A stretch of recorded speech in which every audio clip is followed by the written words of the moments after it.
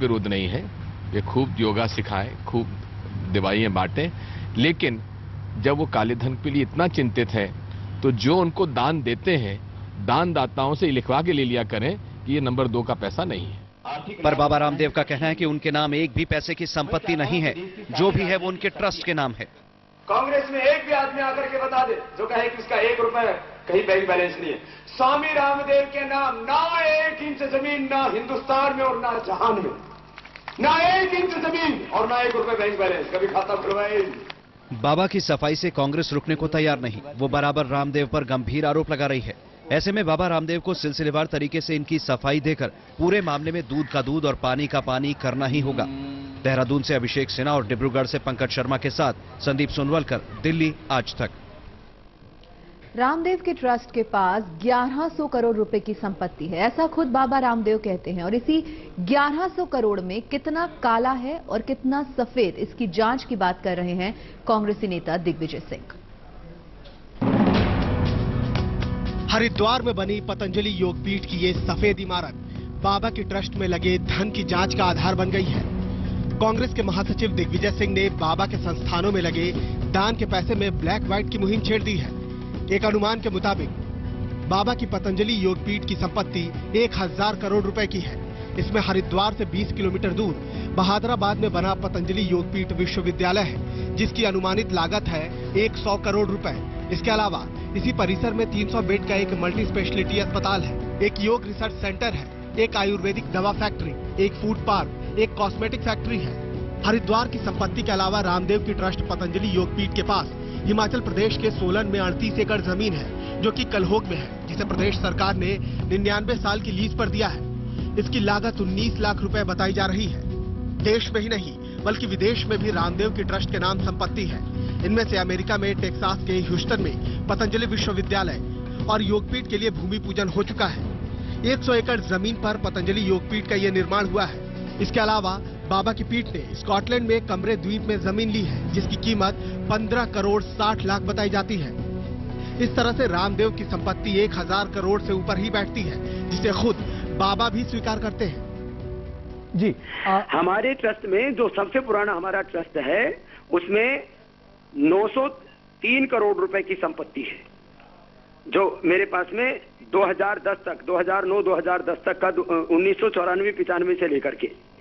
और दूसरा जो हमारा बड़ा ट्रस्ट है पतंजलि योगपीठ ट्रस्ट, उसकी 212 करोड़ रुपए, उससे समथिंग कुछ ऊपर का होगा।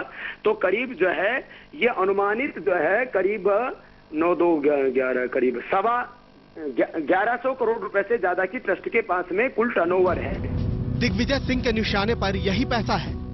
ऐसा है, बाबा जी से मेरी यही प्रार्थना है, जितने वे काले धन के विरोधी हैं उतने ही हम लोग भी विरोधी हैं। भारत का जो पैसा बाहर है उसकी प्रक्रिया निकालने की चालू हो गई है। माननीय वित्त मंत्री जी ने विस्तार से इन सारी बातों का उल्लेख किया है, इसलिए हम लोगों की ईमानदारी पर शक वो ना करें, लेकिन इतना भी ख्याल रखें कि वो जितना डोनेशन लेते हैं अपने ट्रस्ट में, उसका प्रमाणीकरण भी उनको लेना चाहिए कि वो उसमें कालाधन तो शामिल नहीं है। सवाल यह है कि कांग्रेस के नेतृत्व वाली सरकार में अगर कांग्रेस के महासचिव को ये लगता है कि बाबा रामदेव के पास काला पैसा हो सकता है, तो वो धमकी क्यों देते हैं, उसकी जांच क्यों नहीं करवा लेते? और अगर ऐसा नहीं है तो क्या कांग्रेस बाबा की मुहिम से डरकर जनता को दिखाने के लिए बयानबाजी भर कर रही है? दिल्ली से शमशेर सिंह के साथ आज तक ब्यूरो। आप ये सोच रहे होंगे कि बाबा की संपत्ति एक दिन में तो नहीं बन गई, बरसों से बनी है ये संपत्ति, तब अचानक कांग्रेस के बड़े नेताओं ने बाबा रामदेव पर एक साथ हल्ला क्यों बोल दिया है?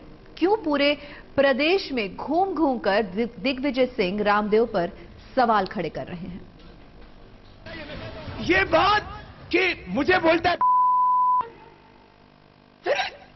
ये कहने की हिम्मत, बोलने की हिम्मत आजाद हिंदुस्तान में हमको बोला जाता है। अरुणाचल में कांग्रेस सांसद का बाबा के खिलाफ इस तरह मोर्चा खोल देना कोई इत्तेफाक नहीं था। असल में ये लड़ाई तो बाबा और कांग्रेस के बीच है, जो हर रोज और बड़ी होती जा रही है। ये बात कि मुझे बोलता है ये कहने की हिम्मत। कांग्रेस और बाबा के बीच जंग की शुरुआत हुई पिछले लोकसभा चुनाव के दौरान। इधर आम चुनाव की जंग छिड़ी और उधर बाबा रामदेव ने ब्लैक मनी का मुद्दा उछाल दिया।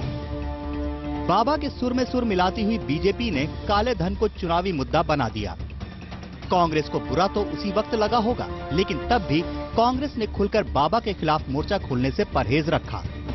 पानी सिर से ऊपर तब हो गया जब बाबा ने काले धन के मामले में सीधे सीधे गांधी परिवार पर हमला बोलना शुरू कर दिया। ये खानदानी शासक नहीं है, ये खानदानी लुटेरे हैं। खानदानी लुटेरे, इनके बाप ने लूटा, इनकी माँ ने लूटा, इनकी दादी ने लूटा, इनके परदादे ने लूटा, ऐसे लुटेरे ऊपर बैठे हुए। मैं किसी कुलवंश खानदान की तरफ इशारा नहीं कर रहा, और मैं किसी के बाप दादे परदादे सभी लुटेरे हो तो वो माने भी तो दिक्कत क्या है। बाबा ने इससे पहले भी गांधी नेहरू परिवार को कटघरे में खड़ा करने का कोई मौका नहीं छोड़ा। कश्मीर मसले पर बोलते हुए बाबा ने एक बार फिर गांधी नेहरू परिवार पर निशाना साधा। बाबा ने कहा कि इस राज्य को विशेष दर्जा देने की गांधी नेहरू परिवार की दोहरी नीतियों की वजह से ही धरती का स्वर्ग कश्मीर आज अलगाववाद की आग में जल रहा है। बाबा से कांग्रेस की चिढ़ इसलिए भी है क्योंकि बाबा रामदेव इन दिनों एक राजनीतिक संगठन खड़ा करने में जुटे हुए हैं और इसी के तहत वो देश भर में यात्राएं कर रहे हैं। बाबा रामदेव का राजनीतिक संगठन अपने कार्यक्रमों और नीतियों में कहीं न कहीं बीजेपी के करीब और कांग्रेस के खिलाफ खड़ा दिखाई दे रहा है। You are in the government. What were you doing all these days? Suddenly, because you said something about black money, you attack Baba Ramdev also, as if offense is the best part of defense.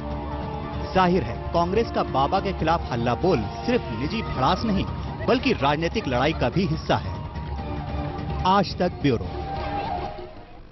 फिलहाल रुकेंगे एक break के लिए। Break के बाद जलगांव में DSP का जुल्म। खबरें भी और भी हैं, आप देखते रहिए आज तक।